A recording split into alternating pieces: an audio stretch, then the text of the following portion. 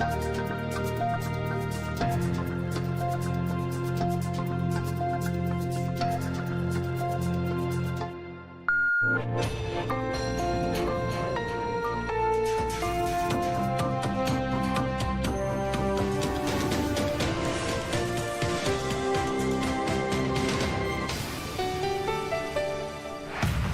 Galloway, and the mother of all talk shows. Welcome to the Open University of the Airwaves with George Galloway. Russian warships are in sight of Miami. What could possibly go wrong? And a 21-gun salute, the most frenzied of parades and the deepest of red carpets. That was the North Korean welcome for Russian President Vladimir Putin. Everyone seems to think that Putin is there, cap in hand, for more weapons. The truth is surely the opposite. And senile butcher Joe Biden has sunk even further in public opinion polls. We'll be talking to prominent Americans about what all this means. Is Hillary Clinton, who didn't just kill Gaddafi, she appears to have stolen his wardrobe. Will Hillary Clinton have one last try? And the British general election slides into farce as the real possibility of the right-wing Nigel Farage of the Reform Party not just taking over from the Tories, but beating the hell out of Labour's supposed supermajority too. It's all coming up here on the mother of all talk shows. Curious about our curriculum? Have something to say? Then call us now to join the debate on the mother of all talk shows. The only education you can get for free.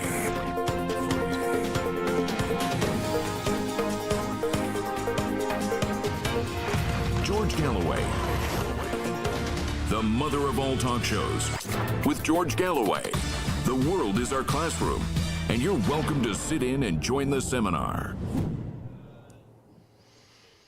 What is good for the goose is good for the gander, as we say over here.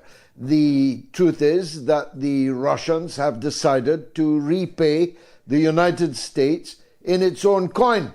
The United States has now ringed China with long-range missiles. It's done the same with Russia. So both can be expected to repay. The presence of Russian warships and nuclear-armed submarines in Cuba, 90 miles off the coast of Florida, would once have created the greatest of moral panics in the West. Now it's hardly noticed. That's how far down the rabbit hole towards World War III we already are. No one that I have seen is much exercised about the fact that Russian warships this evening are looking at the lights of Miami, and that the obvious intention of the Russians is to arm Cuba with long-range missiles, the very same kind of long-range missiles that the US has now ringed Russia and China with. No one seems to have worked out that the real purpose of this really quite glorious and retro visit of President Putin to Pyongyang is not about Russia asking for things it already has from North Korea, but is about giving North Korea the ability, with its new long-range missiles, in this case nuclear missiles, to hit its adversaries. You know, the adversaries that occupied and raped it for centuries. The adversaries that are presently threatening North Korea, not just with a full battery of sanctions, the 21-gun salute of sanctions, but actually proper guns. The United States has threatened North Korea for decades with complete annihilation. The United States invaded Korea and killed 1 in every 5 Koreans. The United States destroyed virtually every standing building in North Korea in my lifetime. And the North Koreans aren't going to take it anymore. They have a war economy, a permanent war economy. They have millions of soldiers. I've looked at them. You wouldn't want to fight them. And now, thanks to Putin's visit, it seems certain that they will be tooled with the missile technology necessary to deal a blow to any and all of those who wish it ill and harm. Kim Jong-un, the North Korean supreme leader, has welcomed, he called, Comrade Putin to Pyongyang, and welcomed the new strategic partnership which the two countries have signed. It's all very obviously the march to World War III, and nobody in the West wants to talk about it. I know that because this day, in front of the BBC, ITV, Channel 4, Sky News, GB News, the Daily Mail, the Daily Telegraph, I laid out all the ways in which we are headed for Armageddon, but nobody asked me a single question about it. They asked me if our plans for a referendum on a continuation of the monarchy were in good taste, given that the King and the Princess of Wales have cancer at the moment. That was the level of the British media's interest in the march towards Armageddon. Where will it start? Well, possibly in more than one place. But let me choose one or two examples of where it might happen. Israel is about to invade Lebanon. And Syed Hassan Nasrallah, the leader of Hezbollah, the Lebanese resistance movement, which has 100,000 men under arms and has missiles that can hit any and all of its adversaries, said today that he would attack Cyprus if Cyprus allows itself to be a base for Israeli aircraft to attack Lebanon. He said that Cyprus would be considered an equal partner in the war, and you can hardly blame him. Not least because there are British military facilities on Cyprus in a sovereign base in Akrotiri that are already involved in the war in Gaza. British aeroplanes, Royal Air Force aeroplanes, are flying spy missions for Netanyahu's targeters in the now 8 months of slaughter in Gaza. British aeroplanes are frequently arriving in Israel. Israeli airplanes are frequently arriving in Britain. And nobody, least of all the members of the British Parliament, are allowed even to ask, never mind get an answer to those questions. We're forbidden to ask what these aircraft are doing, what they are carrying, and to what extent do they mean we are now deeply involved in what the ICJ has described as plausibly being a case of genocide, the greatest, weightiest crime in the canon. And yet our parliamentarians, me included, are literally stopped from asking questions about the extent of Britain's involvement in the slaughter. But we will be involved if Israel invades Lebanon. We'll be involved because Cyprus will come into the firing line. We'll be involved because we almost certainly have special forces in the region helping Israel slaughter people in Gaza. We'll be involved because we're flying spy flights. And if we're flying them over Gaza, we must assume that we'll be flying them over Lebanon, and they may be shot down. Lebanon, after all, and Hezbollah in particular, are in possession of formidable anti-aircraft technology. They showed how formidable their drone technology is just the other day by flying over uninterrupted, with no alarm sounded, all of the strategic sites in Israel. And Syed Hassan today didn't just threaten to wipe out Cyprus, he threatened to invade Israel. The invasion of Galilee, holy place, might be running with blood soon. If Hezbollah invade and capture the Galilee in Israel, this will be the first time this has ever happened in the history of the Zionist state. And only a fool would bet against Hezbollah's ability to do that. In any case, they have said that they will hit every target and every target behind every target, and the maximum targets behind that, by which they mean Israel's nuclear weapons facilities at Dimona. That's the facilities they have never admitted that they have.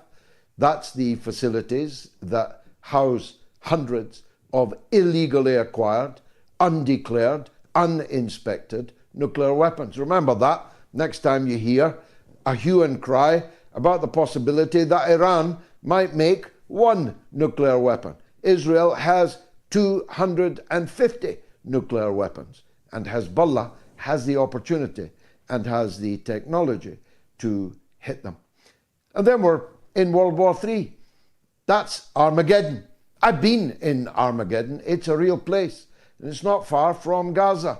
It's not that far from the Lebanese border. And we might all be heading for it, metaphorically speaking, over the next hours, days, or weeks. Not any longer than weeks, I'll warrant. That's one place that World War III may very well erupt because, of course, the United States will enter the war. Britain will enter the war on behalf of Israel against Hezbollah, which will be defending its own territory from Israeli invasion. It has done so several times before, every time successfully. So the Israeli armed forces, already taking heavy attrition in Gaza, will not be looking forward to the sojourn. 70,000 Israeli soldiers have been disabled in the last 8 months in the attack on Gaza. We know that because the Israeli military have just announced it. We don't know exactly how many have been killed, but the ratio of wounded to killed is normally around 3 to 1. So we can infer that a very large number of Israeli soldiers have lost their lives. Many have lost their limbs, and even more have lost their minds. That's fighting a ragged-assed guerrilla movement in a Gaza concentration camp, the entry and exit from which is entirely controlled by Israel. Just think what's awaiting them if they invade Lebanon. And if the US and Britain and others that have their naval assets in the Mediterranean attack Lebanon on behalf of Israel, who will attack them? Well, maybe Israel is hoping that that somebody will be Iran. And if that somebody is Iran, we must presume that the Americans and so on will attack Iran. And if they attack Iran, who will attack them? We must assume that North Korea, Iran, Russia, China will not sit by quietly while Iran is attacked by the United States. You see where I'm going with all of this? And that's only one of the pathways to Armageddon. The other, of course, could be the supplying of these long-range American weapons, NATO weapons, which could, of course, be nuclear weapons. How can the Russians know if the missiles are coming towards them, whether they're nuclear-tipped or not? The long-range missiles given by Joe Biden, along with permission to fire them inside Russian territory, hit Russian people inside Russia, destroy military facilities, including early warning of atomic attack facilities, could well be the trigger for World War III, or it could be in China. So, one way or another, you would have thought that all of this would be something of an election issue in Britain, in the United States, in France. The fact that it isn't is part of an organized conspiracy to deny the public in our countries from knowing just how dangerous a path our leaders have put us on.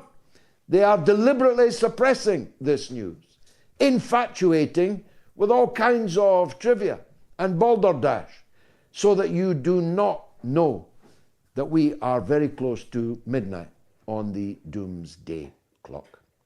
Talking about elections, every one of my opponents has now pulled out of the town hustings at which they would have had to debate with me. I wonder why. But it is part of a pattern all over the country. Labour are withdrawing their candidates from public view. They are withdrawing their candidates from public debate and questioning. That's because Labour thinks they've already got the election won. But they forgot Farage. Forgot Farage might actually turn out to be the leitmotif of this general election campaign. Because yesterday, 882 overwhelmingly young fighting age men landed on the beaches of the south of England. The British government didn't have a clue how to stop them. And the Labour opposition has no intention of stopping them. And that leaves the field open for Farage to whip up xenophobic, chauvinistic feelings in Britain, which are not entirely misplaced, because every one of that 882, every one, is tonight being housed at a cost of £80 per night per person in a British hotel. A British hotel near you if you are an elector in Britain. And they join the tens, scores of thousands of such overwhelmingly young men who are already here, who already landed on the beach, and who are part of a queue years long to have their claims for asylum and refugee status adjudicated upon. It's astonishing, really, on a number of levels. First of all, Britain paid billions of pounds to France to stop these illegal departures from French territory. And yet, the British news is showing French authorities literally standing on the beach watching these illegal departures taking place. It's astonishing on a second level. There are no British naval assets either able or willing or even present to turn back the tide. Why not? Because the Royal Navy is in the Red Sea, killing Yemenis. It's in the Black Sea, getting ready to kill Russians. It's in the South China Sea, getting ready to kill Chinamen. It's in every sea except our own sea. You get my point here? Britain's madcap, reckless foreign policy adventurism is allowing unguarded British borders to be breached by the hundreds, soon thousands, every single day. What do you think Farage is making of that? Our answer is we should stop invading and assisting the oppression of the countries from which many of these fleeing across the English Channel are coming. Stop the wars. Stop propping up dictators. Stop whipping up civil wars. Then you'll have far fewer people on the trail. But meanwhile, meaningfully, stop the boats. How hard is it? How hard is it? If it was me, anybody arriving illegally from France would be put on a Royal Navy ship and would be sailed back to France, which should never have allowed them illegally to depart in the first place. Only a fool, a liberal, a Trotskyite, an anarchist, or a big capitalist is in favour, after all, of open borders, of allowing anybody at all, to come by any means at all to our country. A country is not a country unless it has borders, but Britain effectively now has no borders, none that are guarded in any case. So Farage is on the warpath on this subject, and it's striking an echo, not just with Conservative voters, but with millions of Labour voters, particularly in the north, particularly along the formerly red wall, now blue wall, perhaps about to get even more blue, by going lock, stock and barrel for Nigel Farage. That leaves me as the last defender of decency in British politics. Rishi Sunak's already on the beach, the beaches of California, I mean. Keir Starmer is clunking his way towards World War III on the orders of a senile dementia patient called Joe Biden, who may or may not reach the starting line in November. As I've watched them, and I watch them closely, over these last weeks, I begin to wonder if the Democrats can be serious. As John P. McEnroe used to say, can you be serious? Are you being serious? You're going to run a guy that poops his pants on big international occasions, poops his pants in front of the Pope, has to be led off by his wife, who's subjecting him to elderly abuse by dragging him around these public events for which he's clearly no longer mentally fit.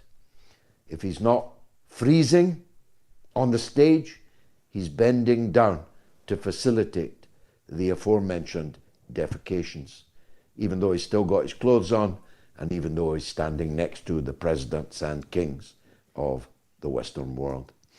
Can they be seriously running him? I think not. And I've been saying that to you for quite some time. And then I tuned in to the Tonys, as you do. And who made a guest appearance at the Tonys, wearing one of Colonel Gaddafi's forfeited, sequestered gowns? And I thought to myself, that's her. She is the Democratic nominee in November against Donald Trump. The rematch. A rematch the likes of which we have never before seen. It's only a theory. We'll test it with our American guests over the next hour and a half or so. Welcome to the mother of all talk shows.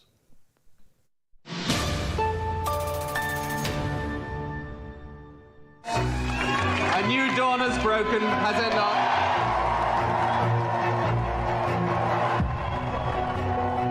He had that Clinton thing. His eyes were round and big and smiling, and he was very charming. He became this incredible pop idol kind of prime minister. I think most people who have dealt with me think I'm a pretty straight sort of guy, and I am.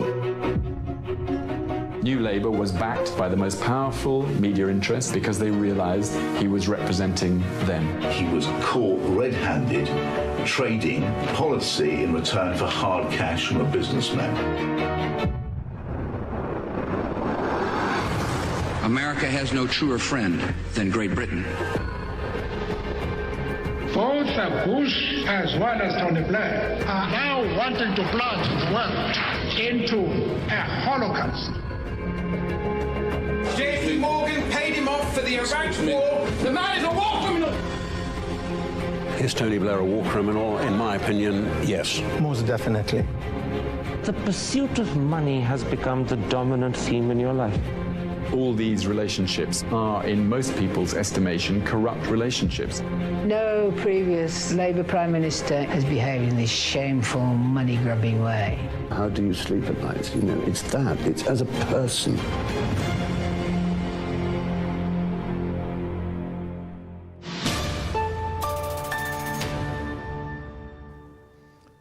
So, in recognition of the state visit of President Putin to North Korea, we ask, who is a bigger threat to world peace, Kim Jong-un or Benjamin Netanyahu?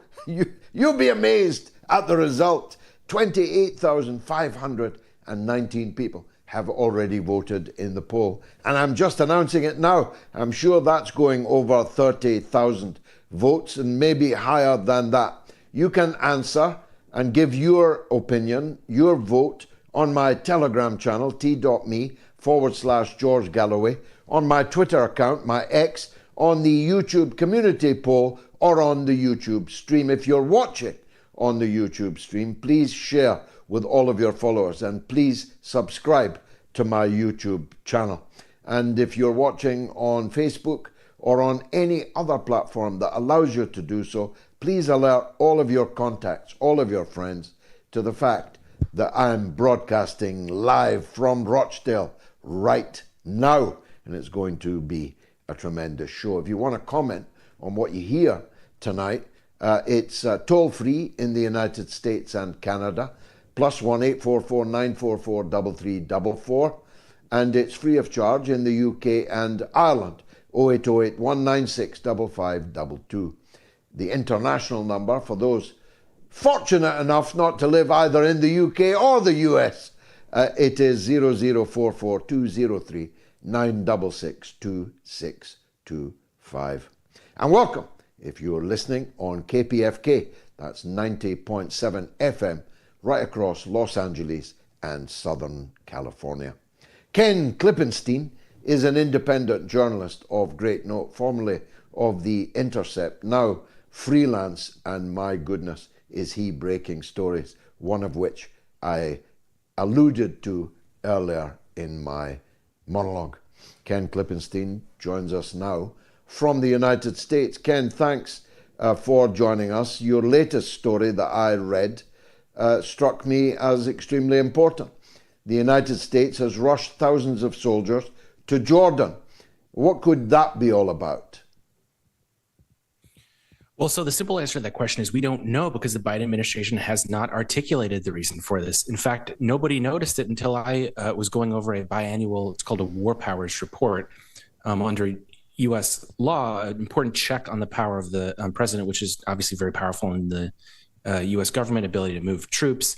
One check on that power is that they're supposed to disclose to Congress the troop levels so that Congress can have some kind of a say.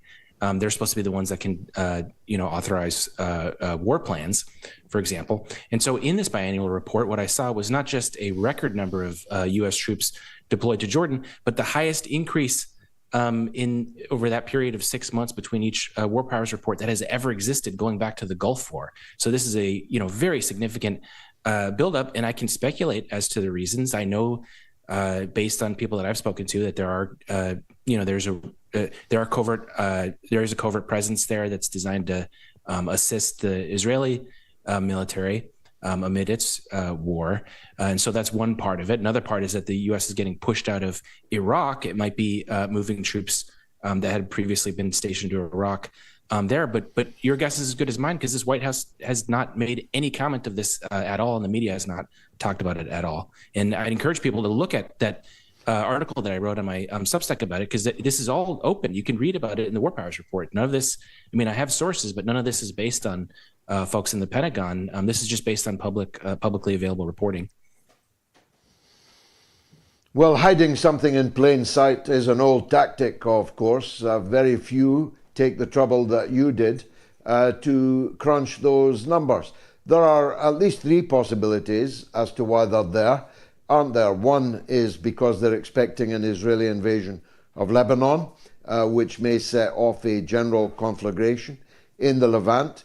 A second is that they're there for emergency use in Israel. I'd be interested to know what your numbers told you about the American military presence in Israel, and whether the purpose of these troops in Jordan is to protect the Hashemite collaborator regime in the country, because Jordan is a country which comprises at least half of the population being Palestinian, and about 15 to 20% of the population being Iraqis, largely supporters of the former regime of Saddam Hussein. It's a very combustible place with a British placeman on an increasingly rocky throne.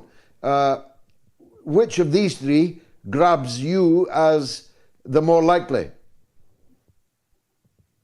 Well, based on people that I've talked to in the defense and intelligence community, I know that there's some sort of special operations support, which the Biden administration has acknowledged.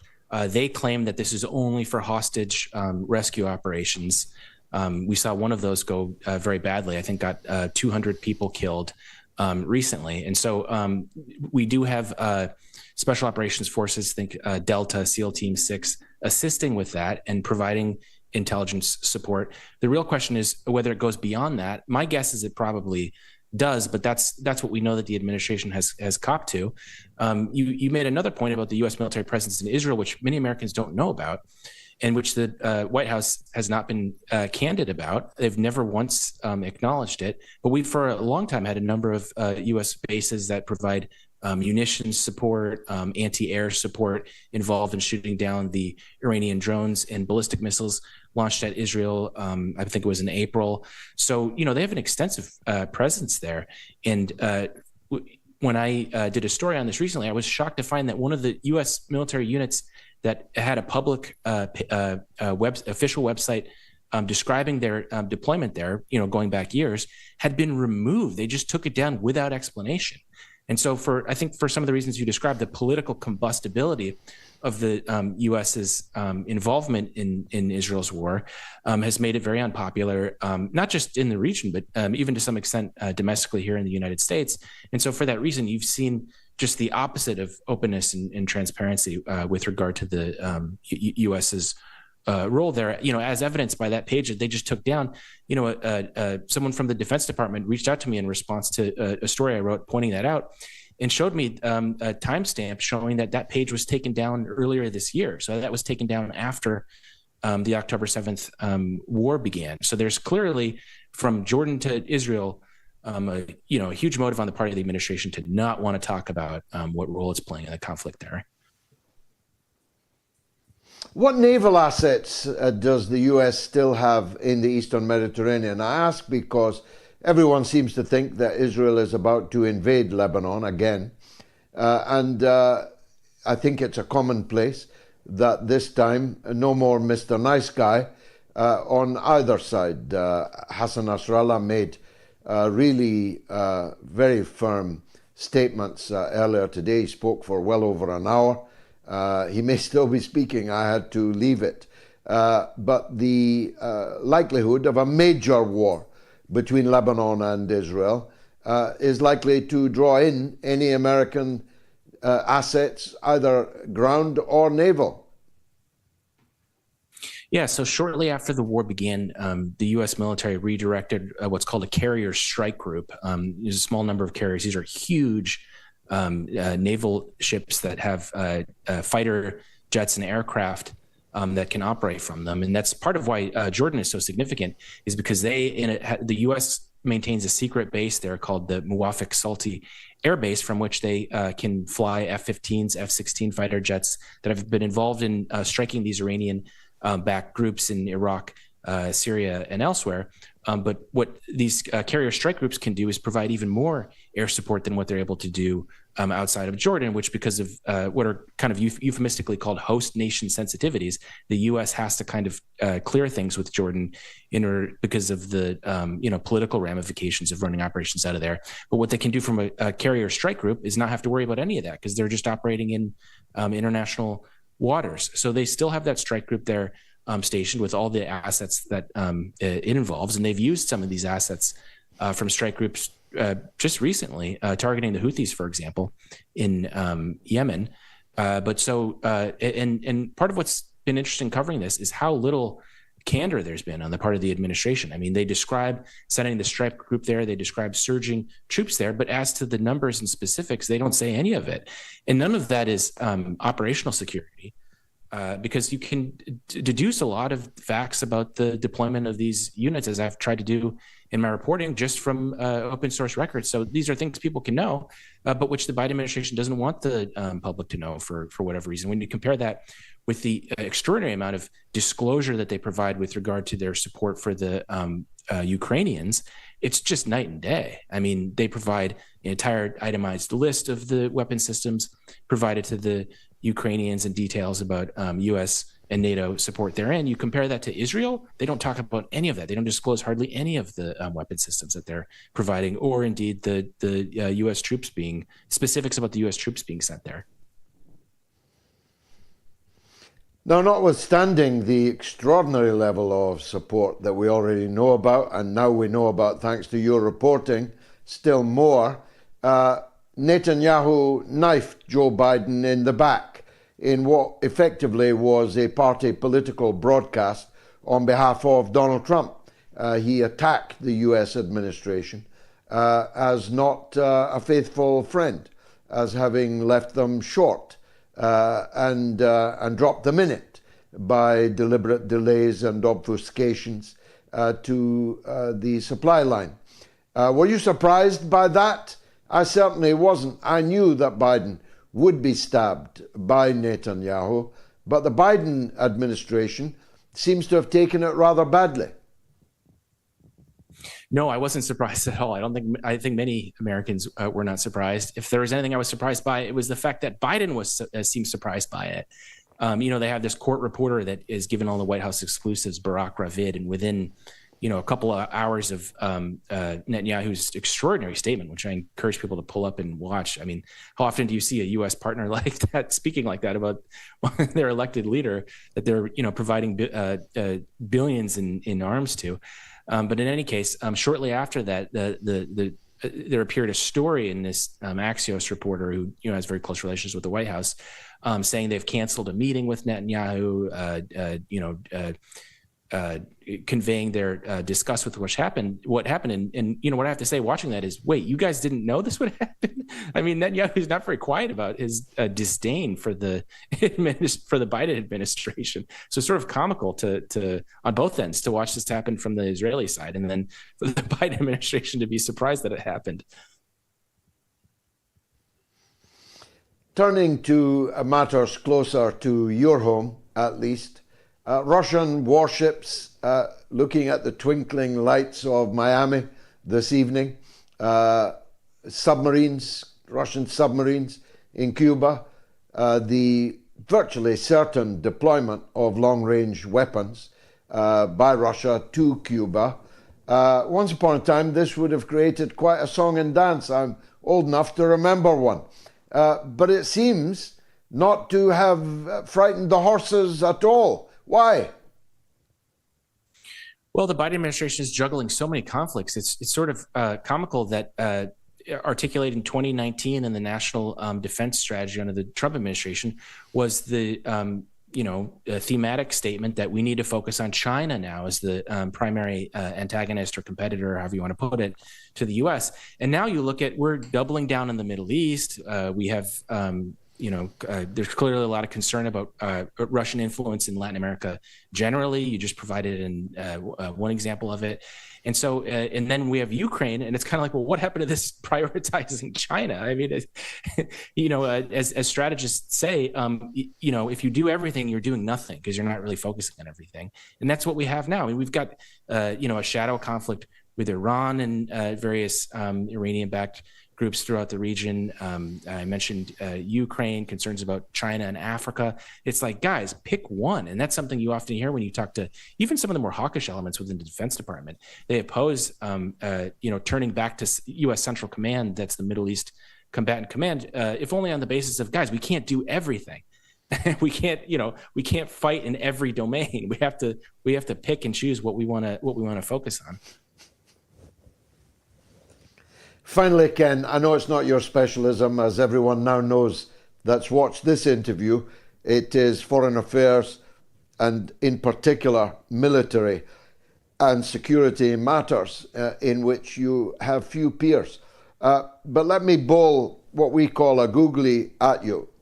When you saw Hillary Clinton in that extraordinary frock on the stage at the Tonys with all the lovies, giving her a standing ovation, did you think you might be looking at the Democratic nominee in November against Donald Trump, the rematch of the century? I've gotten out of the predictions game. I think if I've learned anything from 2016, it's the futility of making political predictions about what's going to happen. But I'll say there's certainly a lack of enthusiasm, the likes of which I have never seen in this country before, not just for the incumbent Joe Biden, but for Trump as well. I think there's a general and pervasive attitude that, these are two, septuagenarians running against each other. We've already seen this episode. We just did this. Why are we doing this again? I mean, it is the mood is like nothing I've ever seen before. It is just so demoralized. Ken Klippenstein, thanks very much for your wisdom. It's been a pleasure talking with you this evening. Ken, well worth following, well worth reading, I promise you. Who is the bigger threat to world peace, Kim Jong-un or Benjamin Netanyahu? Well, 30,552 of you have voted, and there's not much doubt what most of you think. But it still would be good to get the maximum number of votes in. So let me take a quick break, then it's your calls all the way to the hour. Stay tuned.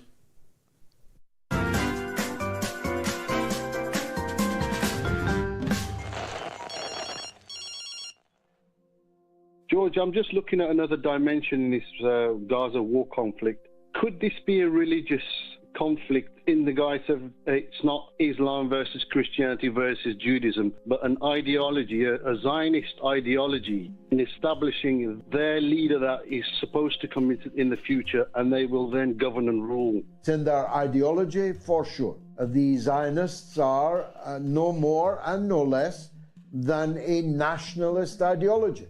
They have nothing whatsoever to do with religion. Anybody who thinks Netanyahu is religious hasn't looked too closely into his private life. These people are extreme nationalists, exceptionalists. Some Americans believe in American exceptionalism. Zionists believe in Jewish exceptionalism. Nobody, in truth, is exceptional.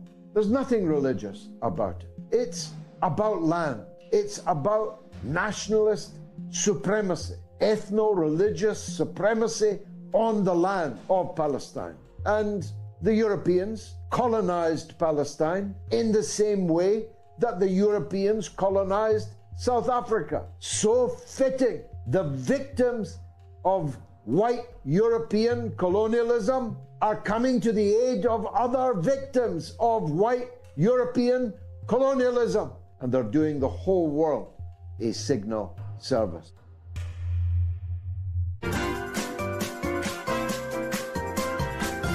You are listening to the mother of all talk shows with George Galloway.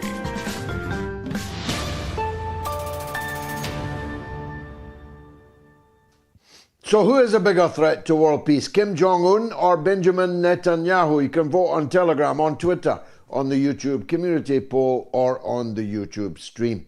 It is a big poll tonight.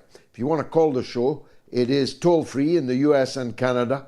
It's 1 +1 844 944 3344.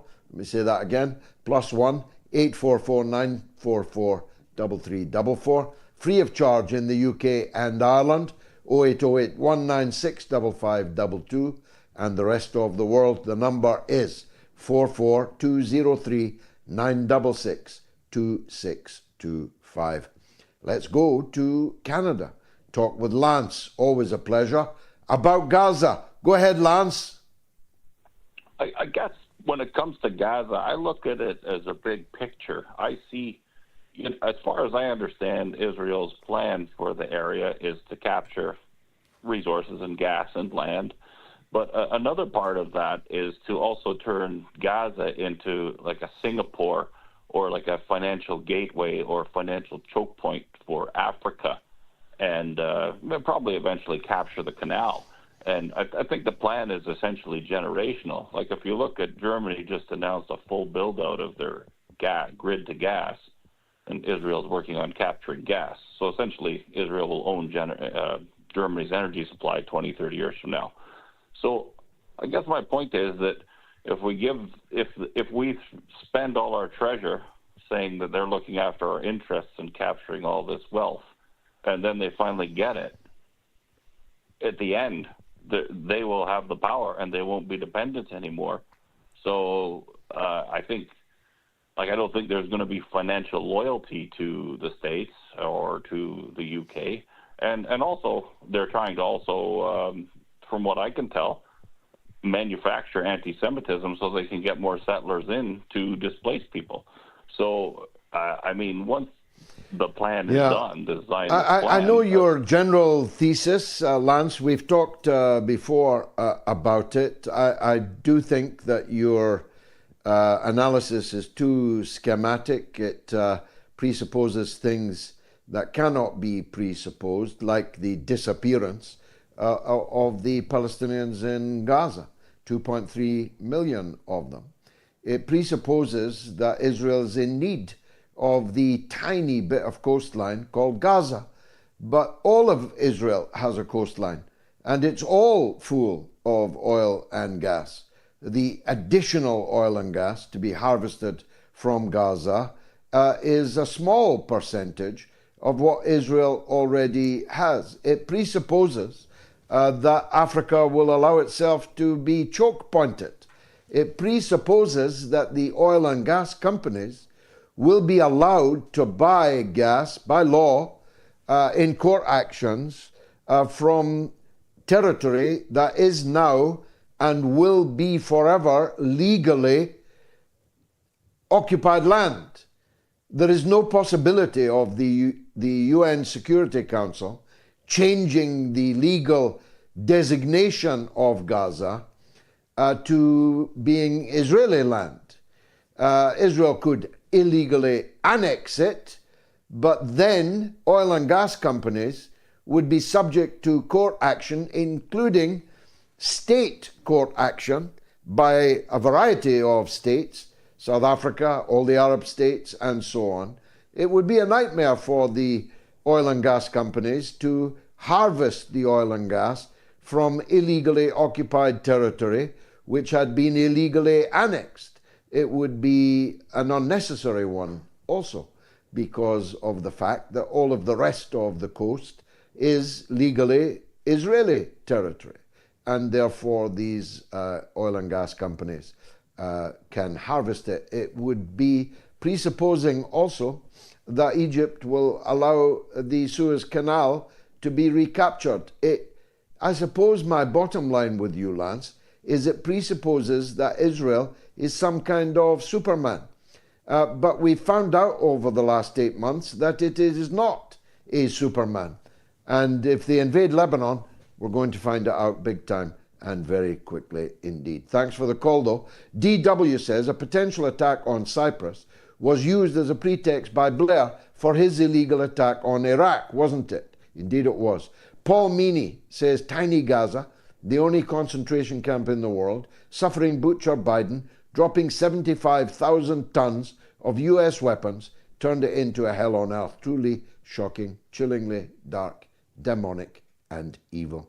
Couldn't put it better myself, Paul. Sour Vodka says, if Hillary Clinton and Donald Trump are in a boat and it capsizes, who survives? Answer, America. And Captain Freedom 1701A says, I'm not sure what's xenophobic about a country having a border. You obviously didn't listen to what I actually said, Captain. You only heard what you wanted to hear. Online too is David in England, in Swindon, on Cyprus and Iran. Go ahead, David. What would you like to say? Yeah, I was intrigued by your comments on Cyprus. You know, your opening comments on could be a World War spark. And I thank you, because I've actually had an education tonight, you know, as you call it, University of the Airways. I didn't realise that Cyprus was not in NATO. It's not a NATO country. It's not? Yeah. So if it was attacked, it doesn't get the Article 5 support. Attack on one. And then I thought, oh, what about if... It can't be in NATO, you see. David, let me interrupt you. It can't be in NATO, you see, because it has a territorial dispute with a NATO member by the name of Turkey. Turkey, which invaded northern Cyprus, seized that territory and has retained it since 1974.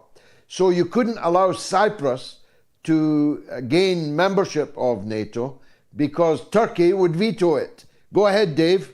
Something else. Excellent. So by the same argument, Ukraine couldn't join NATO because that's got disputed territory. That's exactly true. That's exactly true. Some other point, let's say the British base did get attacked in Cyprus.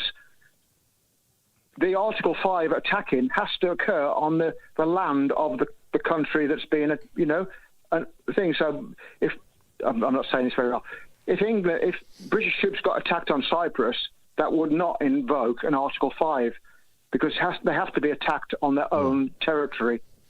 I just looked that up. So, yeah, I've learned that. And in any case, Hezbollah is not a state... and in any case, in addition, Hezbollah is not a state actor. It would not be an attack by one state on a NATO member. It would be an attack by a liberation movement, a resistance organization, on a foreign military base of a NATO member. So you're right, there'll be no Chapter 5 if the war spreads to Cyprus. Was on the Lebanon border with Israel and the conflict, as we all know. And there was an interview, I think it was on Al Jazeera, I think it was today or yesterday, where they were interviewing some settlers, which is a bit of a misnomer. I don't call them settlers, I call them land grabbers, where they were, for want of a better word, moaning because they've been displaced. They've all been put in hotels from that area. So they were moaning that they'd been displaced because of conflict, these settlers. And as I say, you couldn't make it up. Couldn't make it up, David, but they do.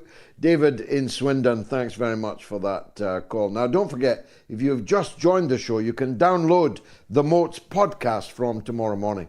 Gives you a compressed, bite-sized version straight to your phone or computer. This week, we're holding our position, charting in over 100 countries around the world. You can download the MOATS podcast by scanning the QR code on your screen now. Who's the bigger threat to world peace?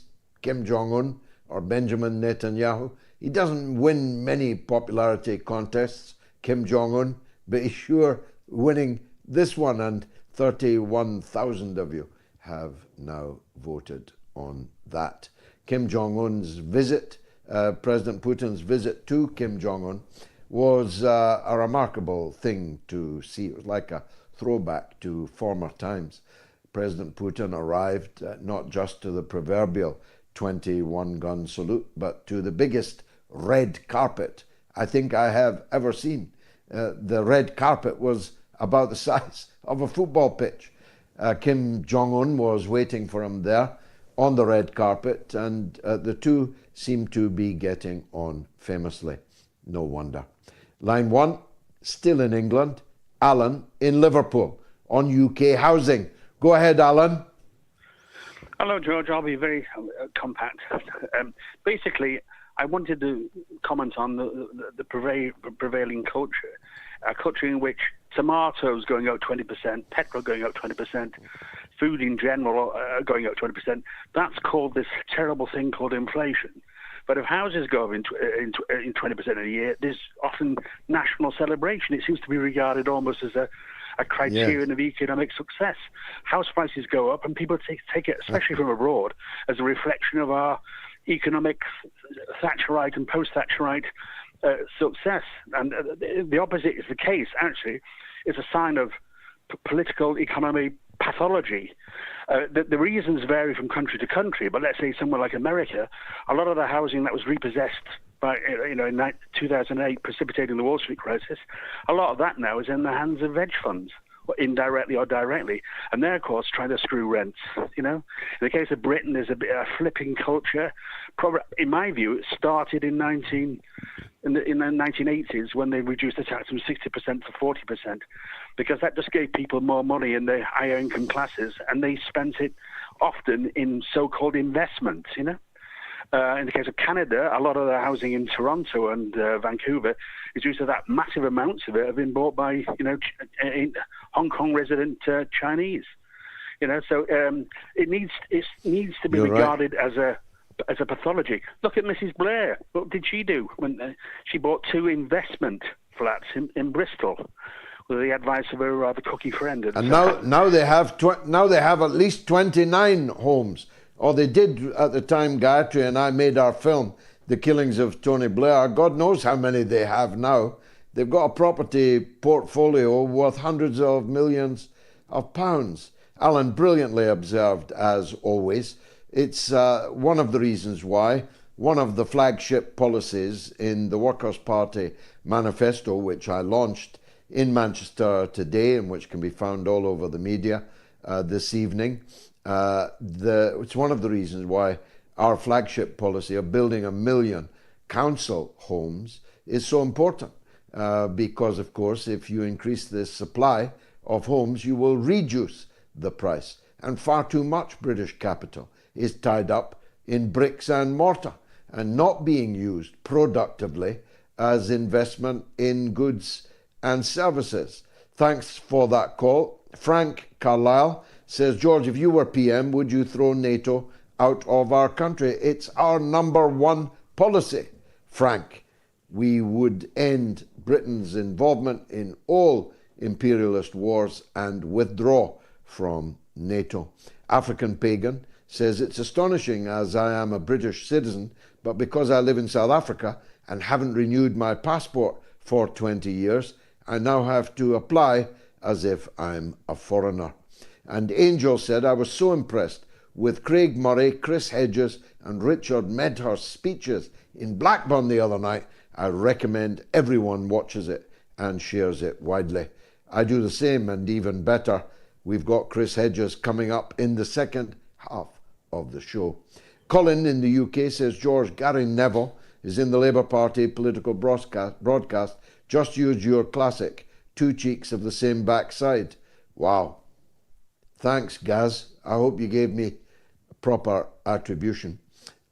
Simon from Weaponized News, our legend in Florida, is here now on the air. Go ahead, Simon.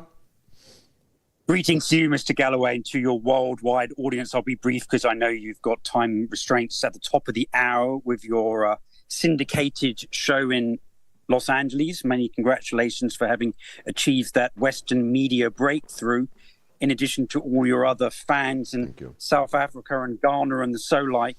Well, we've had an interesting development today at the United Nations where Navi Pillay, a former judge and former commissioner herself of the United Nations High Commission for Human Rights, has issued a report, and in doing so, giving her introduction from Geneva, said, and this is a direct quote I'm reading out here, Israeli authorities are responsible for war crimes, crimes against humanity and violations of international humanitarian and human rights law, including, please note, extermination, intentionally directing attacks against civilians and civilian objects, murder or willful killing, using starvation as a method of war, forcible transfer, gender persecution, and other cruel and inhuman treatment.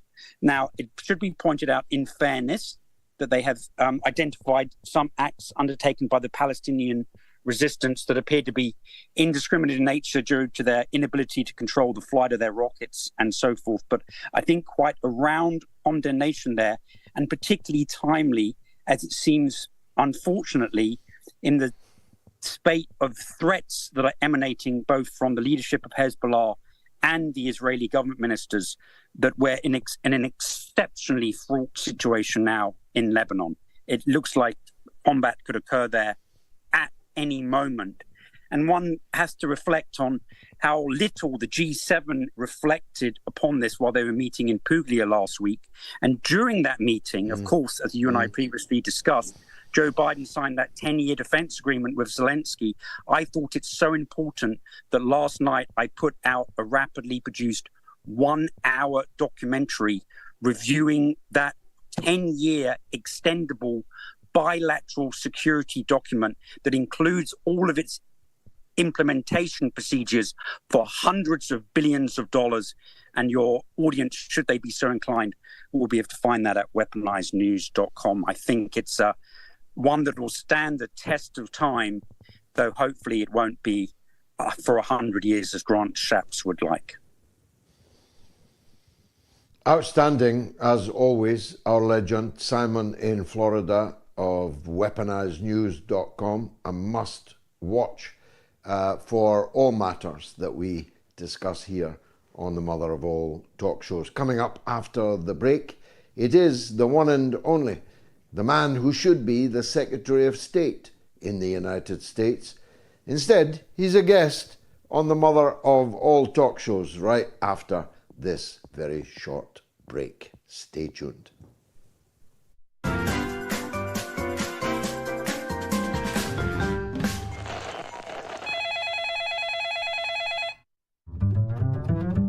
There's a group of people in Twitter who are daily posting discussions about Gaza, Lebanon, what's happening, news updates, aid for Gaza, and trying to enlist the help of Jordan and France and any other regional entity that will help get more aid into Gaza and all of Gaza, all of Palestine, for everyone who suffers. So I want to request that everyone who is listening to this go to your local council meetings and peacefully request that their representatives at the local levels do this, because it works. Thanks for the call, Pia, in Uruguay. I'm a free man of the city of San Francisco, awarded to me for my work on Palestine, on the steps of City Hall itself. So it was a particular delight for me that the San Francisco Council voted by 8 votes to 3 to demand a ceasefire. And that decision didn't come out of nowhere. It came out of campaigning to force the local authority representatives to vote.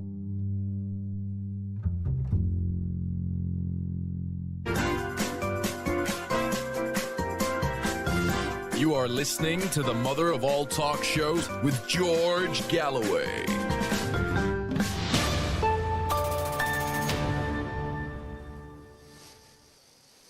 Chris Hedges, the globally significant political commentator, journalist, writer, and host of the Chris Hedges Report, was part of a panel including my colleague, the Honourable Craig Murray, former British ambassador, now Workers' Party candidate in Blackburn at the general election, and our frequent guest here, Richard Medhurst.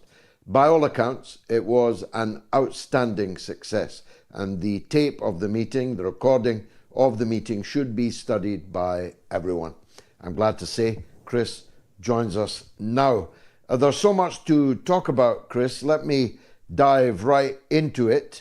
The situation of the Russian Navy being just outside the marker of Miami, which once upon a time would have been the beginning of World War III, appears to have not troubled the horses too much. Perhaps because there are so many other flashpoints that are more likely to cause the beginning of World War III. The particular one being the apparently imminent Israeli invasion of Lebanon. You and I have watched and reported on many such confrontations. Are you expecting one for real, or is this all bluster?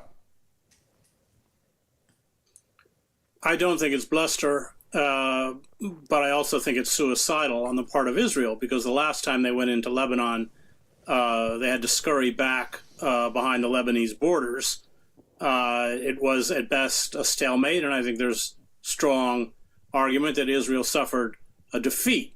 The IDF is not the kind of vaunted mythical army that it pretends to be. The Palestinians in Gaza call them the diaper army because they all wear diapers inside their armored personnel carriers as they blast Gaza into rubble and then leave piles of diapers in remote areas where they feel it's safe to get out of their vehicles. A very similar situation to what I saw in Bosnia. I was in Sarajevo during the war. The Serbs sheltered behind their artillery, and we were pounded by not only heavy guns, but tank shells that were just essentially in fixed positions. But once that armor was decimated by NATO, the Serbs didn't have much fight in them. And I suspect the same is true with Israel. They have not now, what are we in, 8 months of this genocide in Gaza, and they haven't come close to achieving their purported goal, which is to defeat Hamas. Well, although, as you and I know, this is really a war against the Palestinian people. It's not ultimately a war against Hamas. So, that kind of hubris is dangerous. But I mean, from a distance, and I actually just came back from the Middle East, just came back from Egypt, it does look like that there is a pretty serious mobilization on the part of Israel that could very well as you point out, culminate with a cross-border incursion into Lebanon, southern Lebanon. Given that 20 years on nearly from that stalemate or beating, was only one or the other, there was nobody could define it as an Israeli success the last time they did this. Given that Hezbollah is maybe roughly 10 times more powerful than it was then, it's an army of 100,000 men.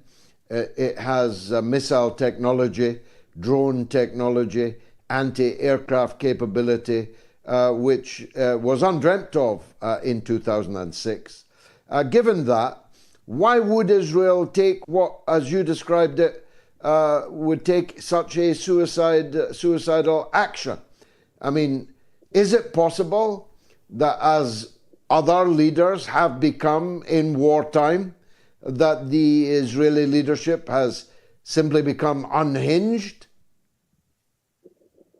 I think it's very much like the American military in the sense that there really is no end game. There's a kind of reaction. I mean, what is happening in Gaza is probably best defined as state vengeance. But even the Americans are asking, well, you know, where's the day after? What is it going to look like? I'm not sure those are questions the Israelis are asking.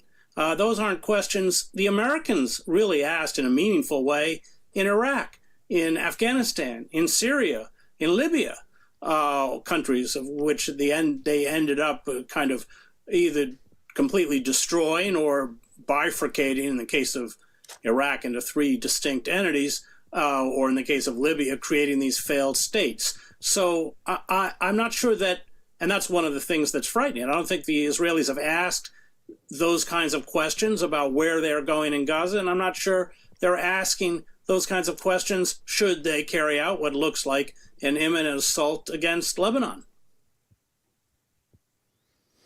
Now, I was not surprised, I'm sure you were not, that notwithstanding Joe Biden's almost bottomless grace towards Netanyahu, he's given him everything, money, weapons, diplomatic cover, vetoes. But despite all that largesse, Netanyahu made a video and stabbed Joe Biden in the back, a video that will be played endlessly by Donald Trump's campaign, in which Netanyahu effectively damns the administration of Joe Biden. Tell us what you know about that and what its likely impact will be. Well, the impact, I mean, first of all, Netanyahu is kind of joined at the hip with Trump. He much prefers Trump in the White House. Trump is even more pliable than Biden, although Biden, of course, is pretty pliable. I think the reaction that the Israelis have had is more one to the rhetorical stance of the Biden administration, because except for one arms shipment that was slightly delayed, the Americans have given the Israelis everything they want. The figure now is 68%, I believe, of the munitions that Israel uses, having depleted the stockpiles they have, come from the United States. But, you know, Biden hasn't been pliable enough. And that's the power of the Zionist lobby. Ilan Pape just wrote a very good book on it. And it has a stranglehold on both parties. But the Trump administration is even more obsequious to the interests of the Zionist lobby than the Biden administration, although I would say that margin of difference is pretty small. So there's no... if Biden loses, Biden's in big trouble, by the way, as we approach the November election, for not only for Gaza, but only for this kind of metal fog that is becoming harder and harder to cover up. But if Netanyahu gets Trump, that's even better than Biden. So that's the irony, that the Netanyahu government is quite happy to sacrifice Biden, which is, of course, what they're doing. And we have this invitation of Netanyahu coming to speak before the Congress and not being invited to the White House, because I think the Biden administration fully realizes that, in fact, Netanyahu is politically a hostile force. as he was, of course, against Joe's boss, Barack Obama. Israeli interference in American elections is scarcely concealed. I want to talk to you about North Korea, but before I do, on the mental fog that has descended on Joe Biden, which is now so extreme as to be virtually so dense that he can't see through it. The appearance at the Tonys of Hillary Clinton got me thinking that maybe it's not yet too late for Hillary, that maybe Joe, in any case, will have to be pushed over the side of the boat before the starters' orders are declared in November. Is that fanciful on my part? I don't think it's fanciful if the deterioration remains as pronounced or becomes more pronounced. Remember, he has a debate. And if Biden clicks out, he has a habit of kind of freezing and then not knowing where he is. And not sure what he's supposed to say. I mean, if he just turns in a horrendous performance at the debate, which is very possible given how scripted and controlled he now is within a public arena, I don't know that the Democrats will have a choice. Whether they reach to the bottom of the barrel to grab Hillary Clinton. I mean, Gavin Newsom, the governor of California, is kind of the name that's often floated. But no, I don't think that Biden's clear cognitive disability is sustainable, and especially if there are more egregious examples. I mean, the only reason the Democrats have agreed to these debates is because Biden is so weak in the polls. They wanted no debates, and they had no debates in the primaries. Biden didn't have any real competitors in the primaries. So, no, I think there's clearly, I don't know if it's terror, but certain, the Democratic Party leadership is very, very frightened. I mean, they read the poll numbers like everyone else. They are probably even more fully aware of Biden's, difficulty, mental and cognitive difficulties than the public is. So no, I think it remains possible. It would call for Biden to essentially announce that he's not running, and then the Democratic Party, which selected Biden in the first place. I mean, he was anointed when he didn't in the primaries when he ran about 4 years ago. He wasn't doing very well. Nobody wanted him, and then there was pressure led by Obama and the Democratic Party leadership to get everyone to drop out, and then of course they rigged the system against Bernie Sanders. So. I don't think it's an impossibility.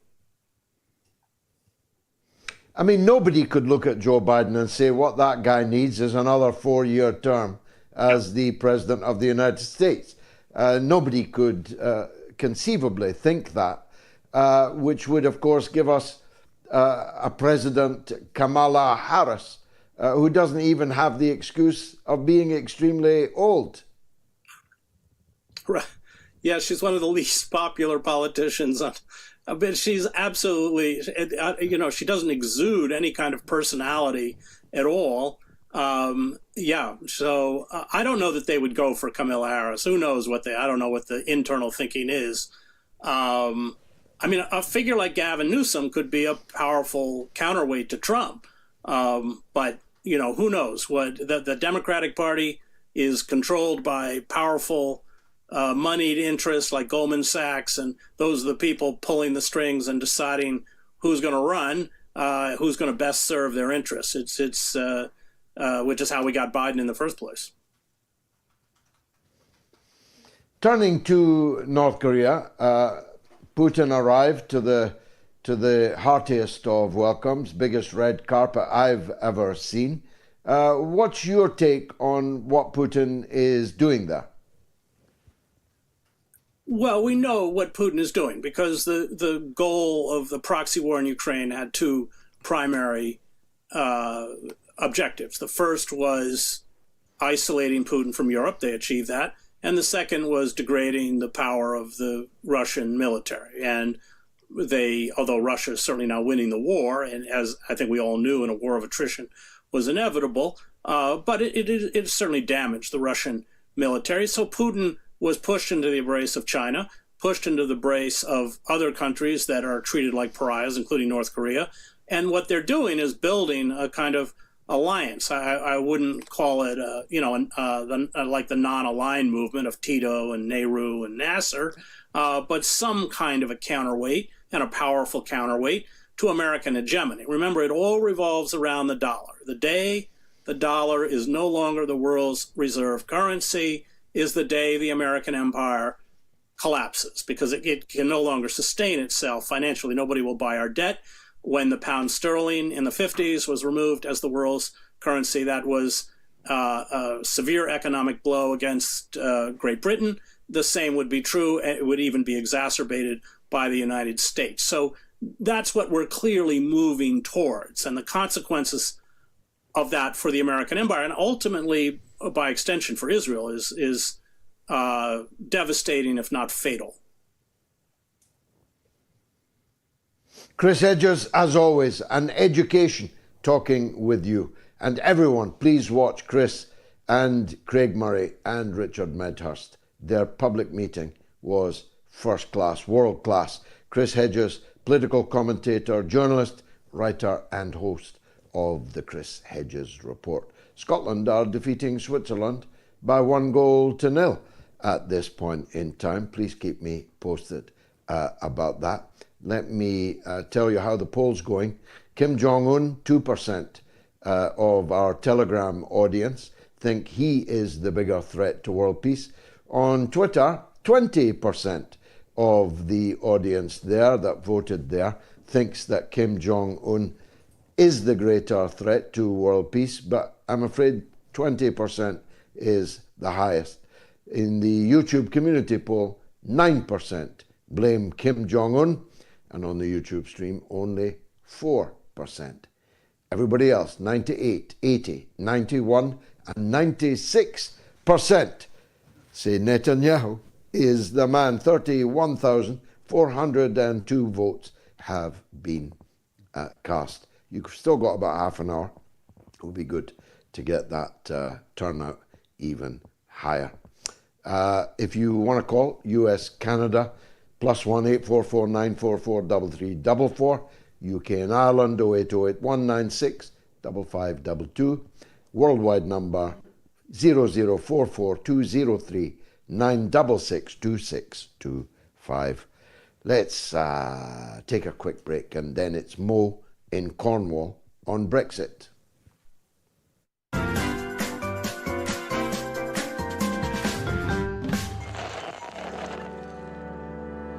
I must start by congratulating you. It's great to be talking to George Galloway, MP, again. Congratulations on your resounding victory. I think that I could speak on behalf of the world when I say we are thrilled to have you back in office. Hi, Bella. Congratulations to your win. I would like to say that you were voted by the people, all the people that wanted you there. The other person, Starmer, Rishi Sunak, they weren't elected by the people. And I think you should broaden the horizon. I think I want to work for you in Birmingham and actually help your voice coming out of what's happening in Palestine. Congratulations on such a huge victory. As I said on Twitter, it's a rare glint of hope in the midst of Gaza's dark night. And I want to congratulate you on your momentous victory in Rochdale. You really put the fear of God into the political elite in this country, and that is something we can all be thankful for. I want to congratulate you on your win. I think it's not just a win for you, George, but I think it's a win for Palestine in so many ways. Thank you for everything that you're doing in the UK, because as a young communist in America, it's very inspiring to see your victory and everything that the Workers' Party of Great Britain is doing. I'm just so happy, and I will fully endorse George Galloway for Prime Minister and get rid of the Zionist in office who's currently occupying it. You've been saying this for the longest time, and nobody seems to listen to you. I mean, those who don't seem to get what you've been standing for, when you said, yeah, this is about Palestine and the UK. Free Palestine means a free UK. They don't listen. And Rochdale's are very lucky. I wish you should have a candidate in Coventry. Thank you very much. You know, you've given a lot of people a lot of hope and a big boost and an understanding that it is possible to beat the system, that no matter how powerful the political class may be, no matter how much they've got the mainstream media in particular under their thumb, the broadcast media, no matter how much they seek to control the narrative, given a chance, the people will reject them.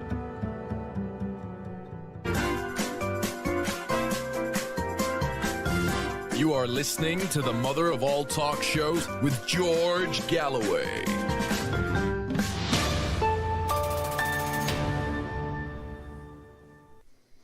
Let's go to Cornwall and talk with Mo about Brexit. Who wouldn't? Go ahead, Mo.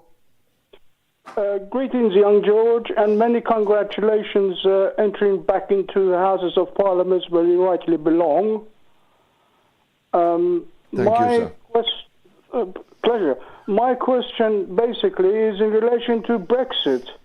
In the light of what is happening around the world in Europe and the war, of course, with Ukraine, that aside, where do you stand now in reference to Brexit? Taking in mind, of course, with all these adverse reportings that we are receiving on a daily basis. Well, I will always be proud of having played a role in winning Britain's freedom from the European Union. And if you've been watching the political developments right across the European Union, you should be celebrating with me. After all, you might very well have been in a European Union with President Marine Le Pen, with Prime Minister Geert Wilders, with Chancellor, whomever is the leader of the AfD, with Italian Premier Meloni, and on it goes. The idea that Europe was the civilizing ballast that kept Britain decent is now looking pretty hollow. So I'm clear that Brexit was necessary, but not sufficient. I said so repeatedly, ad nauseum at the time. Brexit was necessary to do the things and be the kind of Britain that we wanted to be, but it was not sufficient.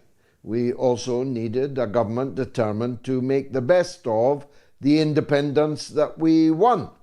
But of course, the Tories have made a bollocks of Brexit. They haven't succeeded in profiting in any way from our exit from the European Union, quite the contrary. And moreover, we've become the 51st state of the United States of America, led by a senile dementia patient. So you shouldn't expect that a Brexit led by these dullards that we've had in power since the Brexit victory would be a positive development, and it has not been. But in order to do the things that we do actually need to do, like save our steel industry, like invest in our home industries, like procure only British-made goods and services that seek to rebuild our national economy and accept orders from nobody to cease and desist in that regard, you had to be out of the European Union.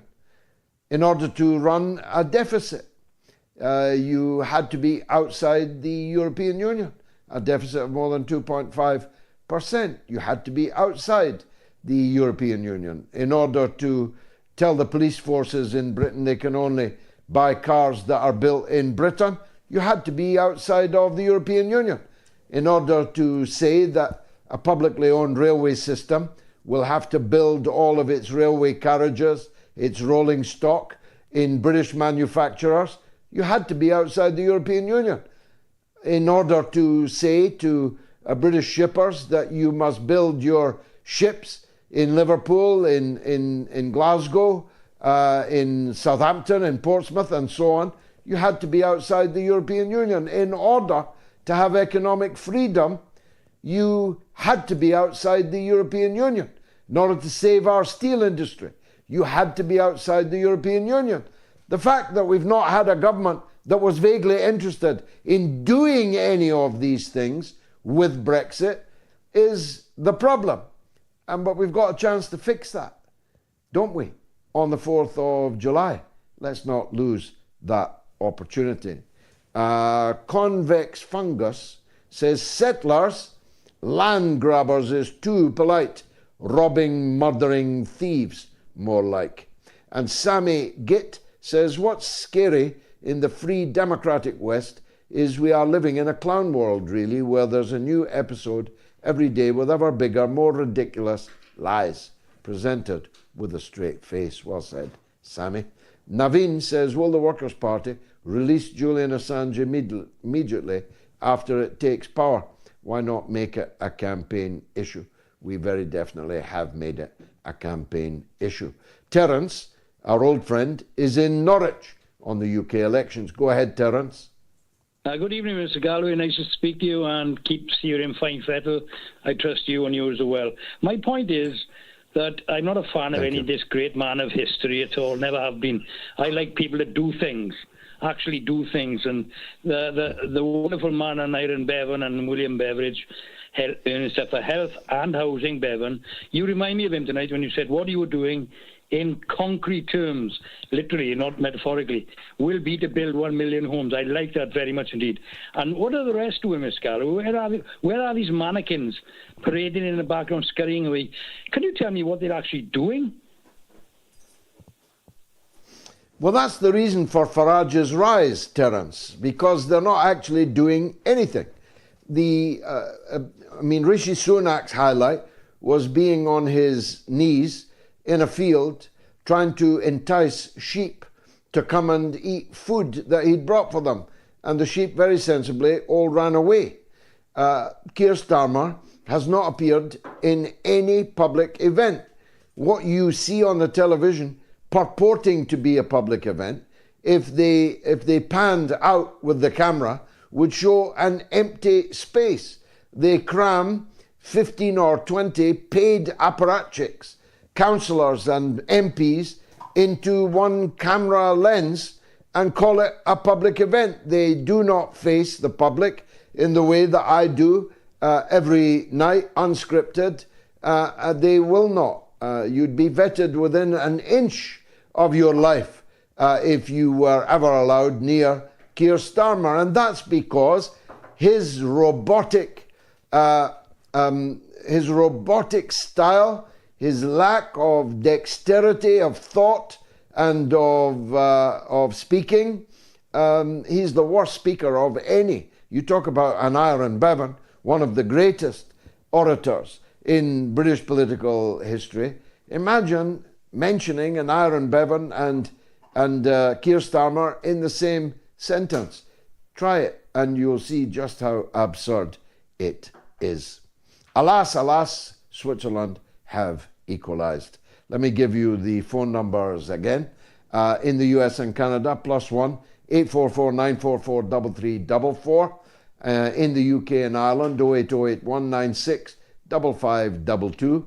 And the worldwide number, 44203 966 2625.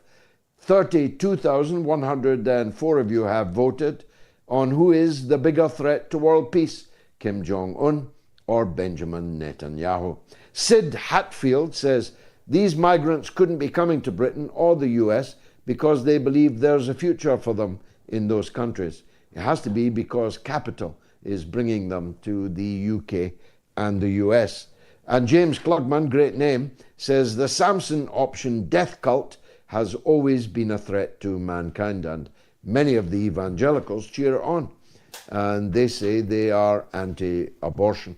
Indeed, some of these people are pro-life as long as the life is unborn. They're perfectly happy to see born, living, breathing, laughing, running, walking, dressed up children for special holy occasions, slaughtered in plain sight, and they have nothing to say about it. Me, on the other hand, I want to protect all life. The life threatened by the euthanasia cult, the life threatened by the abortion cult, and the life threatened by the Zionist cult, the imperialist cult. I'm always pro-life. I'm pro all life. And Sid Hatfield again says, the US has done everything it can to destabilize the countries of Central America, Honduras, El Salvador, Guatemala, but they still tell us that the migrants are from Venezuela. And Jack Klugman again says Potemkin parties like Macron's.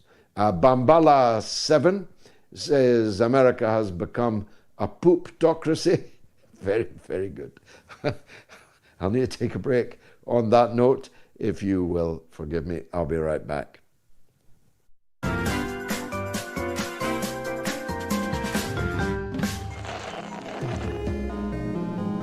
There is hope. The hope is in our numbers. We're already boycotting all kinds of products, and it's working.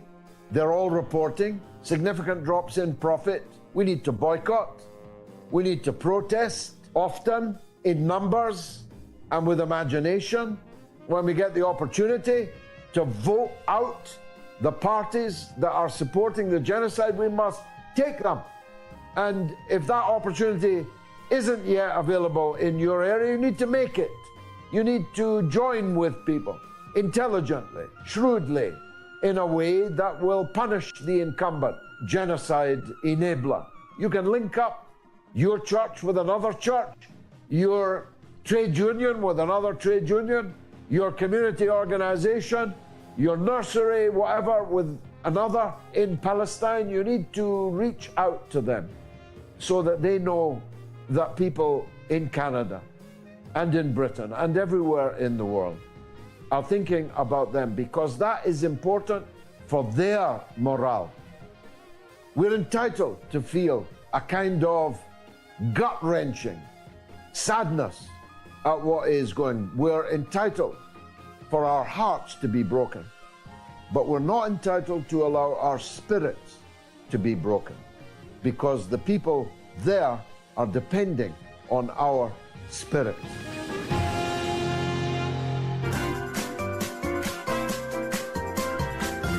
You are listening to the mother of all talk shows with George Galloway.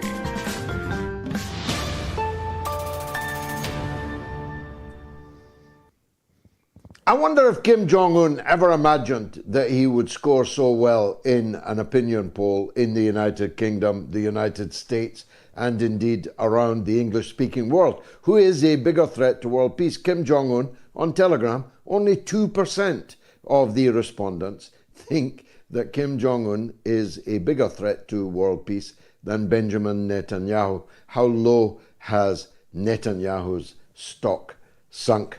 Anyway, the very good news for me and for you is that my good wife Gayatri is home in Rochdale and joining us right now and inside the same studio. Go ahead, Gayatri, what's rattling?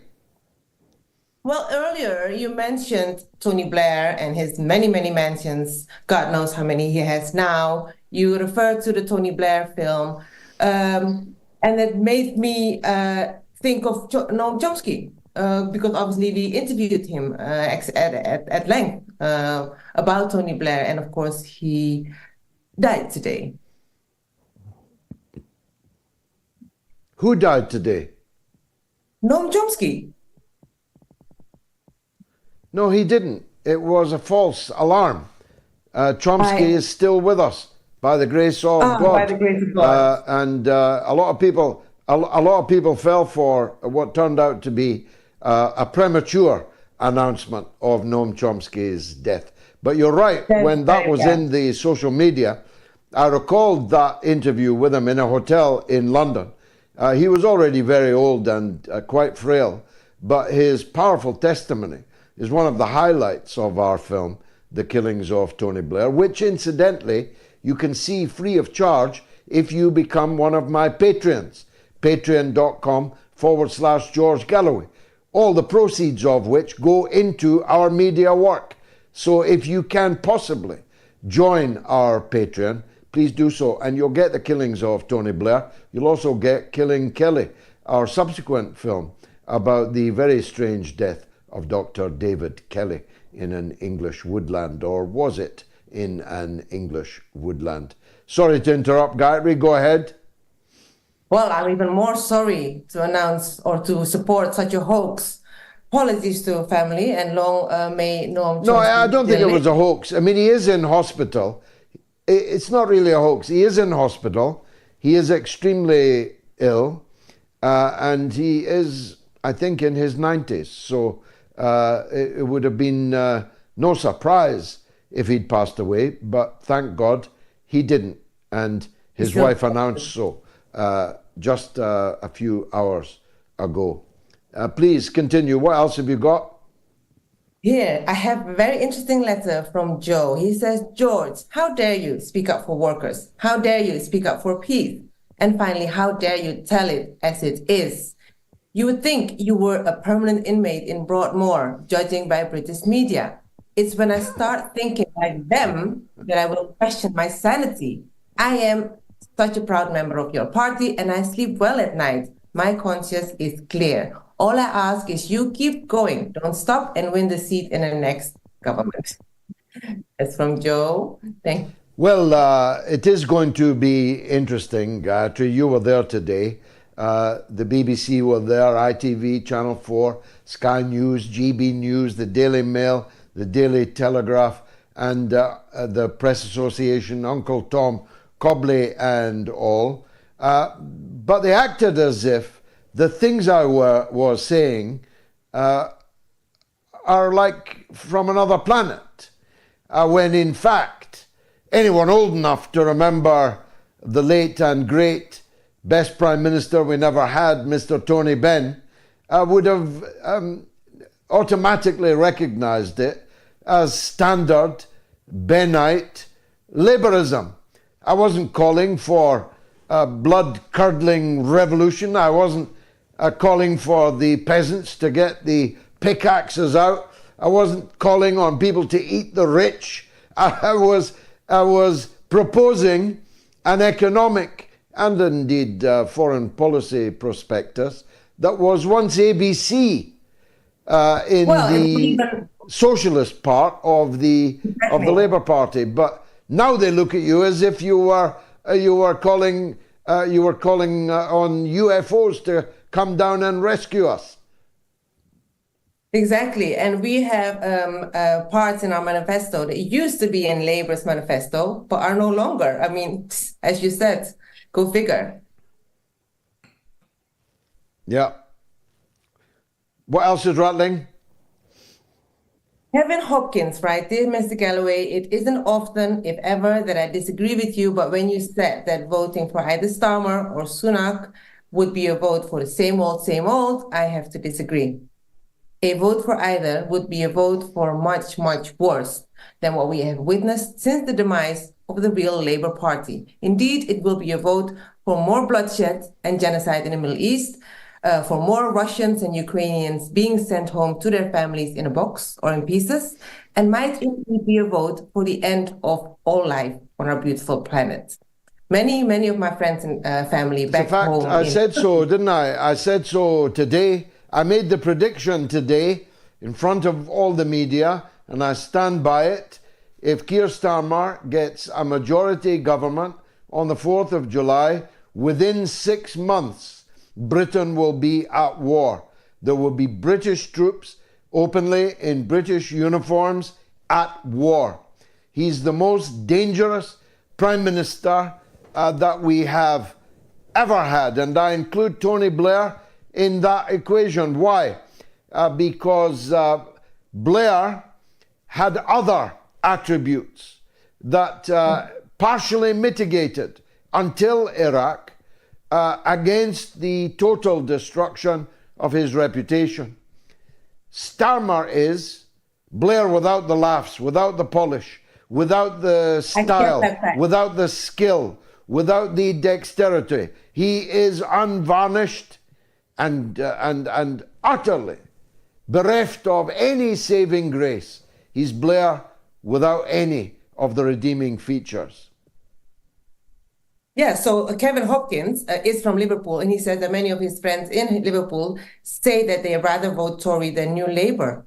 And this is from a once stronghold of Labour Party. It's unbelievable, really, where the country is heading and how deeply unhappy the people are in this country. Matthew White writes, Europe is falling apart. The only thing that remains whole is George Galloway and his decades consistent political position, steadfast and true, a spine for the nation. And I wanted to read this message and emphasize on it because whether you disagree with the points that you make, this is one thing that people cannot deny, that your steadfastness, your politics and your positions that have been the same in all these decades. People can't call you an opportunist or courting to some people in society. It's not true. It's absolutely not true. So thank you, Matthew, for that. This is an email very from kind. For more decades than I've admitted to you, as you think I'm 45, my politics haven't changed an inch in more than 50 years in politics. And I still believe I was right about almost everything. And I hope that our children, God willing, will pick up that mantle in due course. Last point, Gayatri, because I've got quite a few calls on the line. Your former Prime Minister, the Dutch Tony Blair, Mr. Rutte, having been rejected by the Dutch people, is now in charge of the entire war effort. He's now the new General Secretary of NATO, the most militarily powerful politician on the planet, perhaps.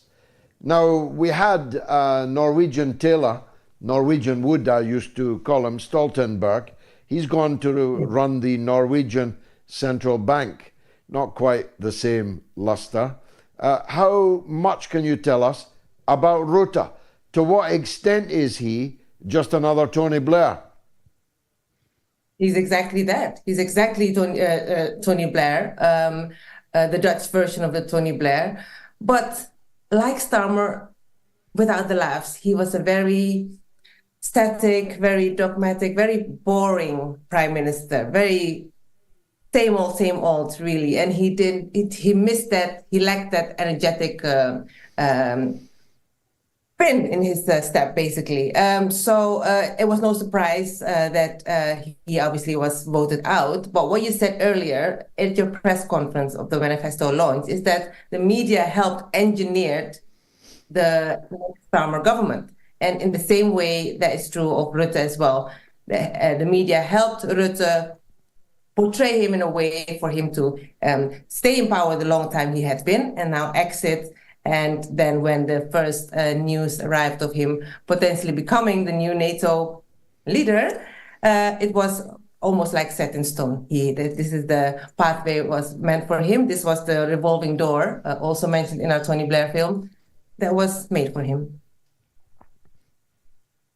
We thought we'd gotten rid of von der Leyen, the daughter of a Nazi officer, and she was, as it were, blocked at the first hurdle, but she's gone round that hurdle, and I'm very sorry to announce she is again, indeed, the most powerful person in the European Union. Thank you, Gayatri. I'll take you for chips after the show, but meanwhile, I've got to talk to Sean in Omaha. Sean, welcome. How you doing, young man? I'm good. Nice to hear from you. What would you like to say? I do agree 100% with what Mr. Farage has been saying about needing the UK, and that he's right on target with all the hypocrisy and bureaucracy and all that that's been going on over there. Plus, here in the United States, inflation is so high that a gallon of gas in Seattle, Washington is almost $6. Plus, a bag of oranges here in Omaha, Nebraska is almost $10 per bag. And all these unnecessary wars and stuff, they need to end. And I agree with that poll you have up, that Netanyahu is the most dangerous person on the planet. Well, everything you said there is correct, except your praise of Nigel Farage, because if you think Netanyahu is the most dangerous man on the planet, you'll be disappointed to know that Nigel Farage supports Benjamin Netanyahu to the nth degree. He has gloried in Netanyahu's slaughter of the Palestinians. He has cheered on the possibility of a wider war. He hates Muslims. He hates Iranians. He hates Palestinians. He hates Arabs. He hates the other. You're making a big mistake falling for the populist rhetoric of Farage, which is no different to the populist rhetoric that got Meloni elected in Italy, only for her to, in power, in office, pursue every one of the establishment, the globalist policies against Russia, against the Palestinians, against China, pro-NATO, pro-EU, doing none of the things that in her populist rhetoric she had promised in order to get elected. And I have predicted to you that the fellow populists of the right, like Le Pen, and like whoever is in charge of the AFD, and like Farage, they're only good for culture wars, see? They're only good for kicking Johnny Foreigner. That's all they're good for. They've no intention of taking on the military-industrial complex. They've no intention of taking on the financial oligarchies that run and have ruined us. They've no intention of taking on NATO. No intention of leaving the EU in the case of the mainland European right-wing populists. Whatever they say now, they will not do in practice. All they're good for is whipping up a bit of a rumble over personal pronouns and racial issues. They're good at that, and that's very dangerous. Because if that's all you've got in your locker, when it fails to deliver an improvement in people's lives, in the countries in which they've been elected, what happens then? People look at the whipping boy. People look at the scapegoat. They see that their life didn't get better by electing Nigel Farage as the Prime Minister of Britain if they were to do so. So what do they do next? They turn on the people that Farage encouraged everyone to think were the problem. Now, I'm not saying he's a fascist or even a racist. It's worse than that. He's willing to use racism as a stepping stone to political power. I know him quite well. I've had hours of discussion with him in studios, on platforms, and interviewed him. I know that Farage is not a fascist. It's stupid to call him a fascist. It's worse than being a racist to use racism as a crude, populist, rabble-rousing, demagogic effort to get into political power. Because if you're not going to take on the real problems in society, you're leaving vulnerable to being the scapegoat, the people that you use to stand on their heads all the way to power. The poll is now closed. Almost 34,000 people voted. Pretty good, actually, for a Wednesday night. And overwhelmingly, they consider Kim Jong-un to be the lesser threat to world peace. And Benjamin Netanyahu, 98%, 80%, 91%, 96% to be the greater threat to world peace. Oddity says, why did Obama meet with the UK PM? This is a very good question, which I raised at the time. It was a mysterious, undiaried courtesy call by the ex-president of the United States. No communique was issued, no description of what they had been talking about was ever forthcoming, and it left me, at least, extremely suspicious. Basil Ahmed says Europeans invented the racial conception of the Semite, and the Zionist movement adopted wholesale anti-Semitic ideologies, destroying Jewish cultures and languages in the diaspora. And Mega John F1 says, is NATO on the stock exchange? No. Suzanne Burrell says, First Lady Gayatri Galloway. Yeah, if they knight me, she will become Lady Gayatri. Wouldn't that be a wonderful thing? Summer S says, Kim never invaded any country, never made coups in other people's countries, never killed off entire populations and made them immigrants, never stole anyone's oil and gas. Well, I'll take your word for that, Summer, but I'm not against them. I'm not against North Korea. I've been there a couple of times. It's a fascinating place. I'm thinking to go again. On line 2 is the legend that is Erebos in New York on the Workers' Party election broadcast.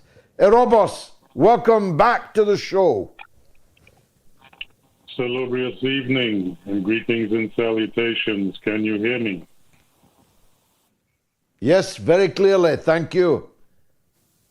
Yes, I haven't been able to call for a while because, as you know, or as you may know, on April 21st of this year, the same week that the Biden administration authorized $100 billion to Ukraine, Israel, and Taiwan, 3 territories, I can guarantee you, most people in this country, in my own neighborhood, cannot find without Googling it. They cut the Affordable Care Program, the Affordable Connectivity Program, which allows poor people like myself to make calls like this. So I had to struggle and I had to do different things. And I'll be regaining the service again, at least the residuals of it.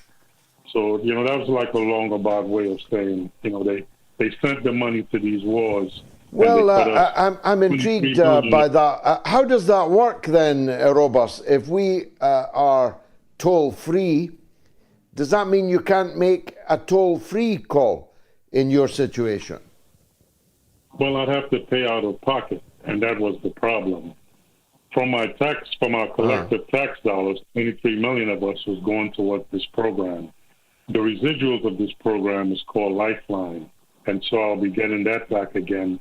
But I've had to go to friends. I've had to go to different people just to be able, I have to pay for minutes.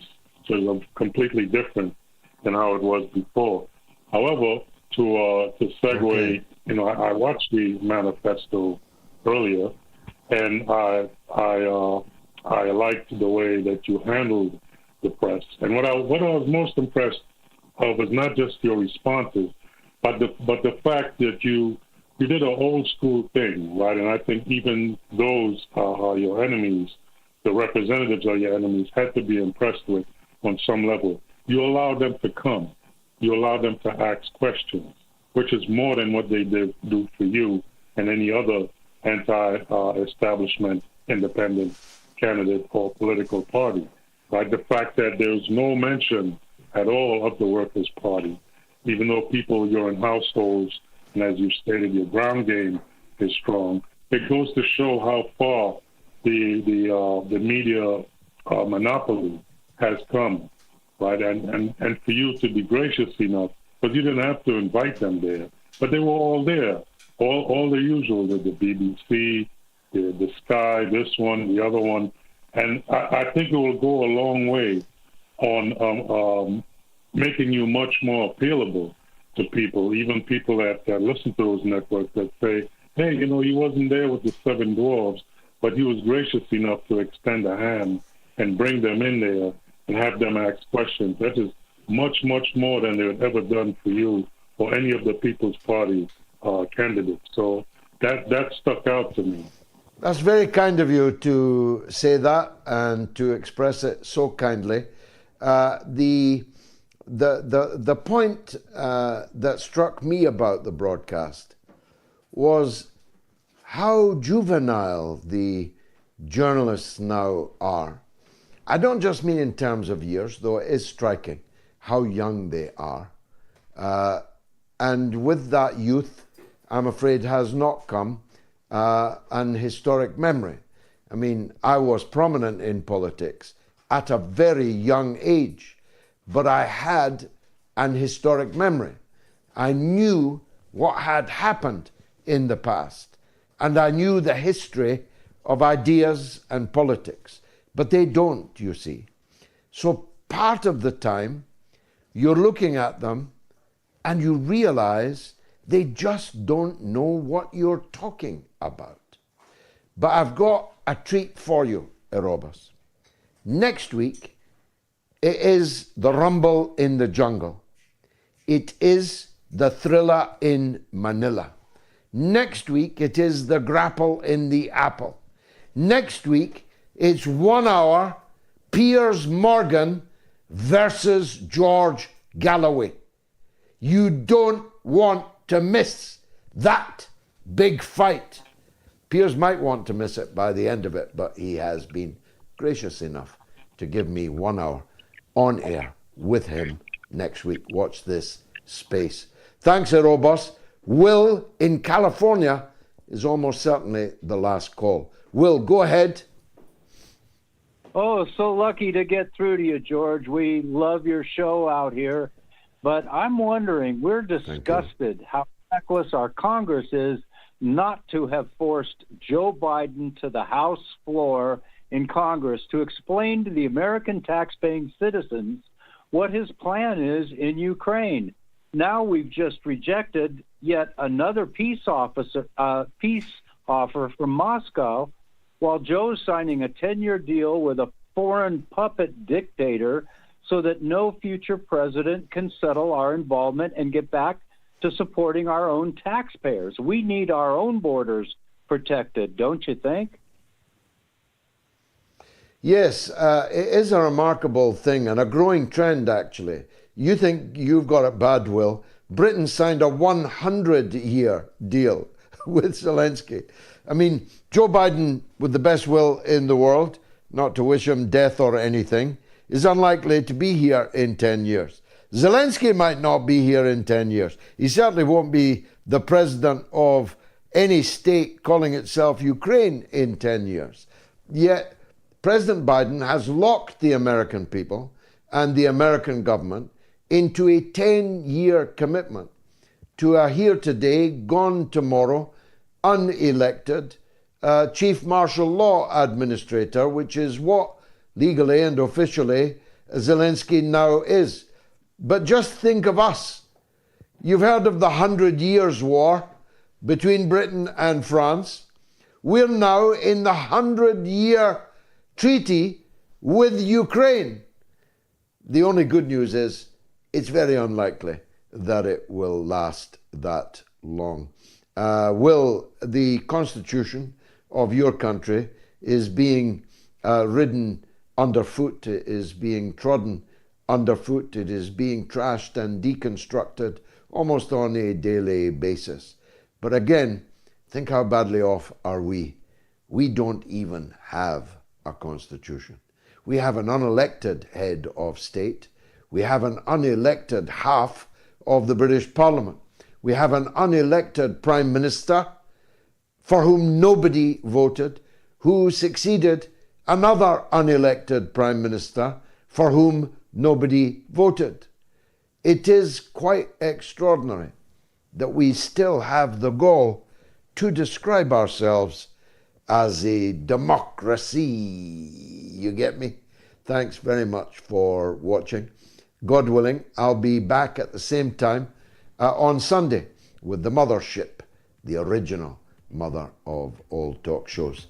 Set a date for that and look forward, if you will, to the thriller between me and Piers Morgan next week.